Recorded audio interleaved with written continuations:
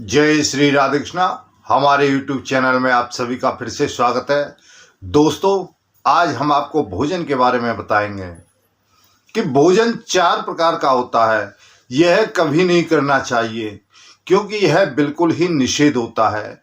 यदि पति और पत्नी दोनों एक साथ बैठ कर के एक ही थाली में भोजन कर रहे हैं तो वह कभी नहीं करना चाहिए, क्योंकि उससे दरिद्रता का वास होता है। वह एक तरह से मदिरा के समान होता है, मदिरा के तुल्य होता है। तो इसलिए पति और पत्नी को कभी भी एक साथ एक ही थाली में बैठ कर के भोजन नहीं करना चाहिए। और दूसरा हम आपको बताएं कि 4 प्रकार का भोजन कभी नहीं करना चाहिए। पहला है, यदि किसी थाली को, जो भोजन की थाली है, उसको कोई लांग करके चला जाता है तो वह भी भोजन कभी नहीं करना चाहिए, क्योंकि वह भोजन नाली में पड़े कीचड़ के बराबर होता है।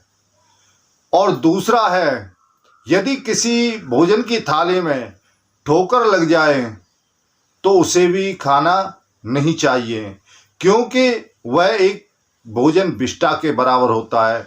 तो इसलिए यह भोजन नहीं खाना चाहिए। और तीसरा है, यदि किसी थाली में यानी भोजन में बाल आ जाता है तो वह भी निषेध होता है, वह भी नहीं खाना चाहिए, क्योंकि यदि बाल को निकाल करके कोई व्यक्ति खाता है तो वह दरिद्रता को बढ़ावा देता है। तो इसलिए भोजन में पड़े हुए बाल को कभी नहीं खाना चाहिए। उस भोजन को बिल्कुल ही त्याग देना चाहिए। और चौथा है, पति पत्नी दोनों एक साथ यदि एक ही थाली में भोजन कर रहे हैं तो वह मदिरा के तुल्य होता है। तो पति और पत्नी को कभी भी एक साथ भोजन नहीं करना चाहिए। पति भोजन करने के पश्चात में पत्नी यदि उसी थाली में भोजन करती है तो वह सब तीर्थों के फल के बराबर होता है, उसे सभी तीर्थों का फल प्राप्त होता है। पत्नी को पति के खाने के पश्चात में उसी थाली में भोजन करना चाहिए।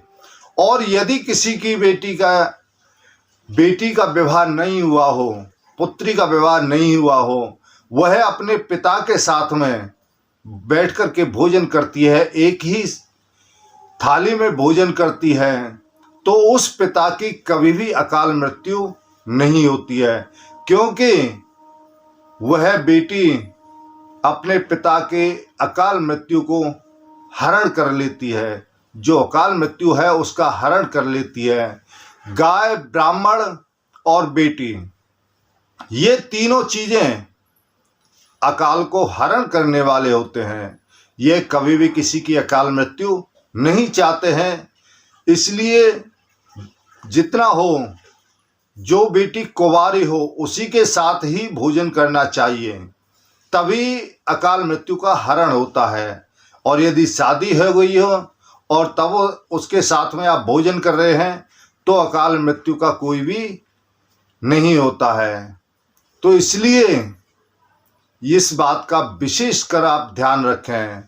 तो दोस्तों, यह वीडियो आपको कैसा लगा? हमें उम्मीद है अच्छा लगा होगा।